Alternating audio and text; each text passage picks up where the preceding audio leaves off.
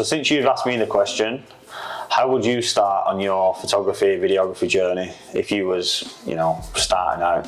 From zero. Yeah, from scratch. Yeah, so the way I would do it now is I would buy just a full frame camera. I'll do it on the list with the minimum invest that I could do. That's how I do it, because in the beginning nobody has the money. It starts as a side hustle, or maybe some people have, but let's say, you know, you don't have the money or you don't have enough money. So now this time I would buy a second-hand full frame camera, and I will buy just a 50 millimeters second hand as well from eBay. So you can go maybe no more than £700-800 for these two if you bought them. And I will get a course from Udemy, from general photography, maybe one for videography as well. But I'm speaking, oh yeah, by the way, I'm speaking now about photography, not about videography. So, so I would then take a course, take as many pictures as I could, like maybe over 10,000 from, how you say, start with what you have. Start in your back garden, in your front garden, inside your home.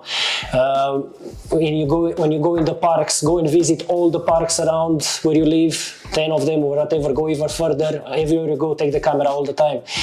Photograph your family, photograph your friends. Ask people to do the same, to photograph them, to be your models. Go on websites, on Facebook groups, and find models that they want to pose for you for free. Build that portfolio just with this, with the 50 millimeters and with a full frame camera.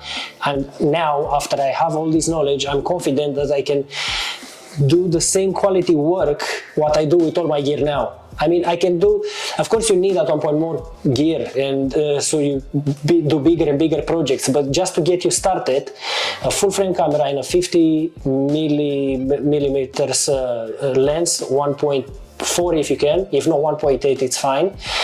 The quality that you can get from these two, it's astonishing, and it's enough for you to get your first money. It's enough for you to get portraits jobs, it's enough, maybe add a flash into it in the mix, and it's enough for you to go events, to go in the nightclubs and do pictures. It's enough for you to do any portrait professional work with this, what I'm saying now.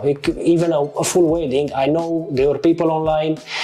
It's not recommended because you need a backup camera, but there are people that they say they did a full wedding with a 50 millimeters. And instead of changing lens or zooming, you just go closer to them or far away. Anyways, I don't recommend this, but as a beginner, when let's say you don't have any money, I think by having just these two and learning, doing a course, and after just practicing and then scaling up, then adding new lens, adding, how you say, for focusing, focus ring, whatever, gimbal, or adding more lens, whatever, a second camera, and still on. But I think that's how I would do it now, because me, I in the beginning I bought everything and after I was experiencing with it. So it's like, it's nothing wrong, but it's like a lot of money, and not everyone has this money, and a lot of people think because they don't have the money to buy that lens or that camera, they can't do it. No, you can do it just with a full frame camera and the lens to get you started. And then of course you might manage to do money just with a minimum investment.